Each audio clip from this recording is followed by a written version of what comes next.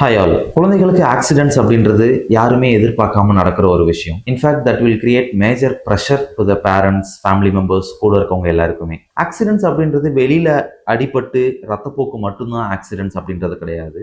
அதை விட டெட்லியான ஒரு ப்ராப்ளம் என்னன்னா உள்காயம், major organ injuries. One fine day afternoon ஒரு 3 வயசு குழந்தைய அவங்க பேரண்ட்ஸ் ஹாஸ்பிட்டலுக்கு கூட்டிட்டு வராங்க. மார்னிங் ஒரு 6 to 7 o'clock வீட்டு வாசல்ல விளையாடிக்கிட்டு இருக்கும்போது தெரியாம ஒரு சைக்கிள் இடிச்சிருச்சு அப்படின்னு கூட்டிட்டு வராங்க. அடிப்பட்ட முதல் 2 மணி நேரத்துக்கு பாப்பா நல்லா ஆக்டிவா விளையாடி இருக்கு. வெளியில எக்ஸ்டர்னல் ரத்த காயம் எதுவுமே இல்லை.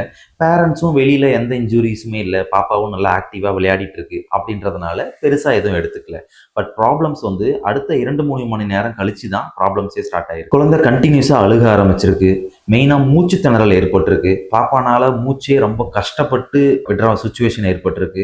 சுயநினைவும் கொஞ்சம் கொஞ்சமா குறைஞ்சிட்டு வந்திருக்கு. ஹாஸ்பிட்டலுக்கு கூட்டிட்டு வந்த சில நிமிஷத்திலேயே பாப்பாவை சிடி ஸ்கேனுக்கு ஷிஃப்ட் பண்ணி என்னன்றதை கண்டுபிடிச்சோம். நார்மலா தொராசிக் கேவிட்டியும் அப்டமினல் கேவிட்டியும் பிரிக்கிறது டயஃப்ரம் அப்படின்ற ஒரு மேஜர் தசை நார். அந்த தசை நார் தான் நமக்கு மூச்சு விடுறதை இனிஷியேட் பண்றதுக்கும் நம்ம மூச்சை ரெகுலேட் பண்றதுக்கும் ஒரு முக்கியமான மசில். இந்த குழந்தைக்கு என்ன ப்ராப்ளம் அப்படின்னா, அந்த தசை நார், லெஃப்ட் சைட் தசை நார் கிழிஞ்சி குழந்தையோட சிறுகுடல், பெருகுடல், வயிறு, மண்ணீரல் அப்படின்னு சொல்ற ஸ்பிளீன் அனைத்துமே தொராசிக் கேவிட்டிக்கு மூவ் ஆயிருந்தது. இந்த மேஜர் ஆர்கன்ஸான ஸ்டொமக்கு, ஸ்பிளீனு, சிறுகுடல், பெருகுடல் எல்லாம் லெஃப்ட் நுரையீரலை நோக்கி வந்ததுனால லெஃப்ட் நுரையீரல் சரியா விரிவடைய முடியல. குழந்தையும் ரைட் சைட் நுரையீரலை மட்டும் வச்சு தான் ரொம்ப நேரம் சுவாசிச்சுட்டு இருந்திருக்காங்க. இந்த கண்டிஷனுக்கு பேரு டைஃப்ரமேட்டிக் ஹெர்னியா அப்படின்னு சொல்லலாம். குழந்தைனால ரத்த ஓட்டம் சீரா மெயின்டைன் பண்ண முடியல, சீரா மூச்சு விட முடியல.